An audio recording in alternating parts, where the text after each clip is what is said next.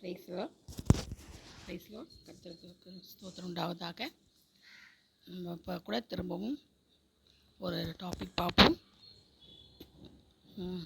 நம்ம வேதத்துலேருந்து நம்ம அதிசயங்களை காண்கிறோம். ஒவ்வொரு வசனங்களும் வார்த்தைகளும் ஆணித்தரமாக நம்மளுக்கு நிரூபிக்கப்பட்டது. அதனால் நம்ம தியானிக்கிறது ரொம்ப முக்கியம். வேதத்தை அனுதினமும் படித்து தியானிக்கணும். அதுதான் நம்மளுக்கு முக்கியம்.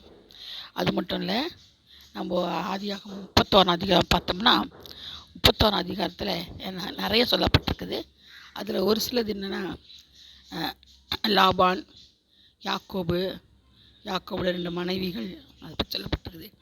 முக்கியமாக என்னென்னா, யாக்கோபு தன்னுடைய மனைவிகளை கூட்டிகிட்டு போகிறான் வெளியில்.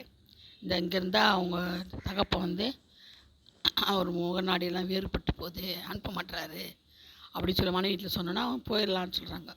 அவங்க கிளம்பி போயிட்டாங்க. கிளம்பி போயிட்ட பிறகு இவனுக்கு தெரியுது. இவன் தெரிஞ்சோடனே இவன் போகிறான், பின்னாடியே துரத்திட்டு போகிறான். போயிட்டு, ஏன் என் திருட்டுத்தனமாக போகிறீங்கன்னு கேட்குறார். யார்? லாபான்னு கேட்குறாரு. ஏன் திருட்டுத்தனமாக போகிற? இப்போ என் பிள்ளைங்களுக்கு முத்தம் கொடுக்கல, நான் செய்யலை, எதுவும் வாழ்த்துல கூட சொல்லலையே, நீ ஏன் அப்படி கூட கூட்டிகிட்டு போகிற அப்படி சொல்லி கேட்குறாரு லாபான். அப்போ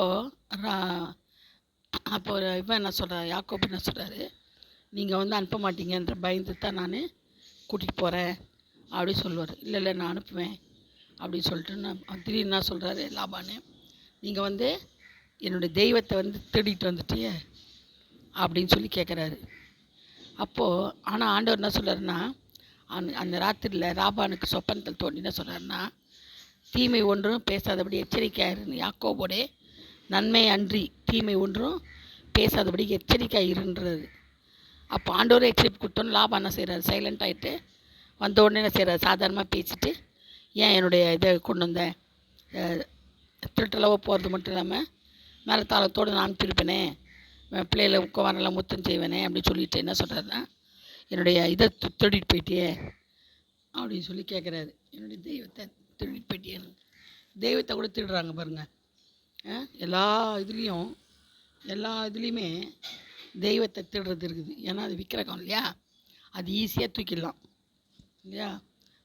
நேற்று ராத்திரி என்னோட சொன்னாங்க, நீ அதனால் வாஞ்சியாக புறப்பட்டு போகிறேன்னு சொன்னும் போது அவர் சொல்கிறாரு, நீ புறப்பட்டு போகிறதுனால் போகலாம், என் தெய்வங்களை திருடி கொண்டு போகிறா என்று கேட்டான். அப்போ யாக்கோபு சொன்னான், உன்னை குமாரத்தில் பலாத்காரமாக பிடித்து வைத்துக்கொள்ள நான் அஞ்சினதாக இப்படி வந்து விட்டேன். ஆனால் யாரிடத்தில் உன்னுடைய தெய்வம் இருக்குதோ அவங்களாம் உயிரோட விடவாண்டான்னு சொல்கிறான் தைரியமாக. ஏன்னா அவன் கொண்டு வரல, அவனுக்கு அந்த தைரியம் இருக்குது, தான் திருடலை அப்படின்றது அவன் தெய்வம் அவங்ககிட்ட இல்லைன்றது தெரியுது.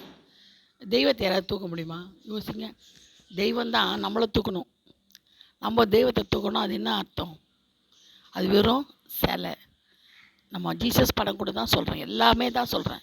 தெய்வன்றது விக்கிரங்களால் செய்யப்பட்டது எல்லாம், இரும்பு, செம்பு, கம்பி, பொண்ணு, வெள்ளி, எல்லாமே எவ்வளோ காஸ்ட்லியாக இருந்தாலும் சரி, மரகதம், வைடூரியம் எதை இதில் செஞ்சாலும் ஒரு சிலை, அதுதான், அவ்வளோதான். அதை தான் தூக்கி திருடுப்பாங்க. தங்கமாக இருந்தால் திருடிடுறாங்க, கோயிலுங்களை திருடுவாங்க பாருங்கள். எங்கே இருந்தாலும் திருடுவாங்க. சிலை சர்ச்சில் இருந்தாலும் திருடுவாங்க, கோயிலில் இருந்தாலும் திருடுவாங்க. ஏன்னா அதை தூக்கிறதுக்கு ஈஸியாக இருக்கும். ஆனால் உண்மையான தெய்வங்களை தூக்க முடியாது.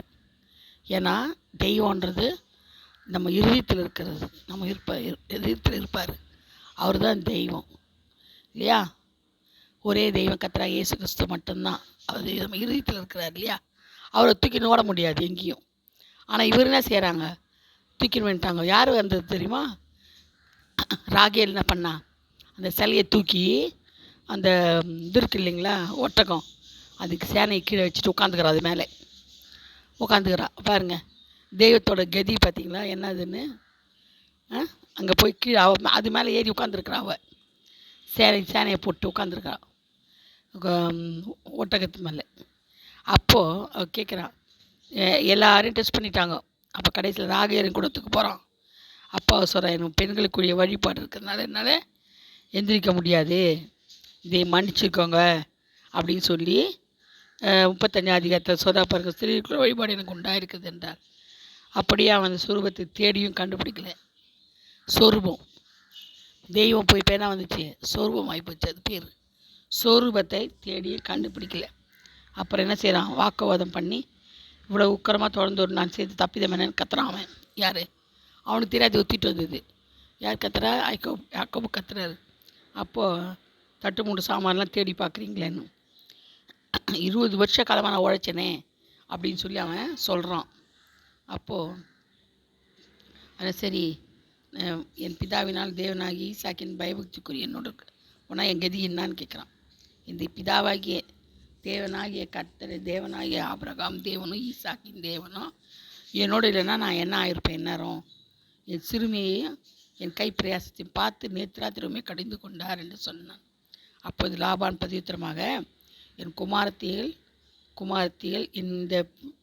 இந்த பிள்ளைகள் என் பிள்ளைகள், இந்த மந்தை என் மந்தை, நீ காண்கிற யாவும் என்னுடையவைகள், குமாரத்திகளையும் இவைகளையும் பெற்ற பிள்ளைகள் என்று நான் என்ன செய்யக்கூடும் சொல்லிட்டு 2 பேரும் என்ன பண்ணுகிறாங்க? ஒரு கல் எடுத்து தூணாக நிறுத்தி அவங்களுக்கு கல்குவியல் வச்சு போஜனம் பண்ணுறாங்க. அது பேர் ஜெகத்சகதுவா என்று பேரிட்டான். யாக்கோபு அதற்கு கலையத் என்று பேரிட்டான். இந்த மாதிரி தான் அவங்க என்ன செய்கிறாங்கன்னா, தன்னுடைய தெய்வங்களை தூக்கிட்டு ஓடுறாங்க, திருடுறாங்க. தெய்வங்களை என்ன செய்கிறாங்க? திருடுறாங்க. திருடும் போது என்ன ஆகுது? அவங்களுக்கு ஒரு பயம் உண்டாகுது பாருங்கள். அதை அனுபவிக்க முடியாது. ஏன்னா மற்றோட பொருள் இல்லை அது, அதனால் அனுபவிக்க முடியாத போது. அது மட்டும் இல்லை, லாபான் தோல்வி அடைஞ்சிட்டான். அதை கண்டுபிடிக்க முடியாமல் தோற்று போனான்.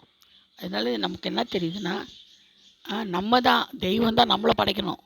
நம்ம தெய்வங்களை படைக்கவே முடியாது. ஒரு காலம் நம்ம படைக்க முடியாது. நம்ம தான் என்ன பண்ணோம்? தெய்வங்களை படைக்கவே முடியாது. தெய்வங்கள்னால் நம்மளை படைக்கணும். ஒரு நாளிலும் அதுதான் நம்மளை படைக்கணும். நம்ம அது பேசாது இல்லையா? பேசும் தெய்வம் இயேசு ஒருவர் தான். சரிங்களா? அதனால் நம்ம என்ன பண்ணோம்? அவரை தூக்கி தெரிய முடியாது. ஏன்னா அவர் ஆவியாக இருக்கிறார், பரலோகத்தில் வீற்றிருக்கிறார், வானமண்டலத்தில் மேலே ராஜாதி ராஜா வீற்றிருக்கிறார். அவரை யாரும் தூக்கி ஓட முடியாது. அவர் சிலை செஞ்சால் கூட அந்த சிலையை தூக்கி தான் ஓடுவாங்க. சொரூபத்தை தூக்கி, ஜீசஸ் உடைய சுரூபத்தை தூக்கி தான் ஓட முடியும். சிலையை தூக்கி தான் ஓட முடியும். மாதா சிலையை தூக்கி தான் ஓட முடியும். ஆனால் படைத்தவரை என்ன செய்ய முடியாது? யாராலையும் தூக்க முடியாது. அவர் இருதயத்துக்குள்ளே வாசம் செய்கிற தேவன் கர்த்தராகிய இயேசு கிறிஸ்து ஒருவர் மாத்திரம்தான். உலகத்தின் பாவத்தை சுமந்து தீர்க்கிற தேவ ஆட்டுக்குட்டி இயேசு ஒருவர் தான். நம்ம இதை ஞாபகம் வச்சுட்டு கர்த்தருக்குள்ளே இந்த காரியங்களெல்லாம் ஞாபகம் வச்சு நம்ம என்ன செய்யணும்? அதன்படி நம்ம நடக்கணும். சரிங்களா? தேவன் பெரியவராக இருக்கிறார். ஒவ்வொரு நாளிலும் அவர் நம்மளுக்கு பிதாவாக இருக்கிறார், நண்பனாக இருக்கிறார், உறவினராக இருக்கிறார். நமக்கு தூதனார் நம்ம வருவார். நம்முடைய தேவையெல்லாம் அவர் ஒருவர் தான் சந்திக்க முடியும். சரிங்களா? அதனால் நம்ம என்ன செய்ய முடியாது? நமக்கு அவர் ராகியல் தூக்கிட்டு வந்தது போல் நம்ம என்ன செய்யக்கூடாது? எந்த சிலையும் நம்ம தூக்கிட்டு ஓடக்கூடாது, திருடக்கூடாது. இதுலேருந்து நம்ம அநேக காரியங்களை கற்றுக்கொள்கிறோம். திருட்டுத்தனம் வரக்கூடாது நம்மளுக்கு.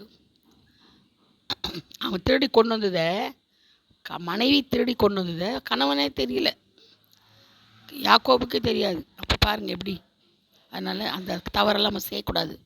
அடுத்தவங்க பொருளையோ, அடுத்தவங்களுடைய விக்கிரங்களையோ, அடுத்தவங்க காரியங்களையோ திருடக்கூடாது. திருட்டு ரொம்ப மோசமானது. திருடு எங்கே போனாலும் திருட சொல்லும். அதனால் நம்ம என்ன செய்யக்கூடாது? அந்த காரியங்களெல்லாம் செய்யக்கூடாது. சரிங்களா? கர்த்தர் தாமே இந்த வார்த்தைகளை ஆசீர்வதிப்பாராக. ஆமென். Praise the Lord. God bless you all. Thank you.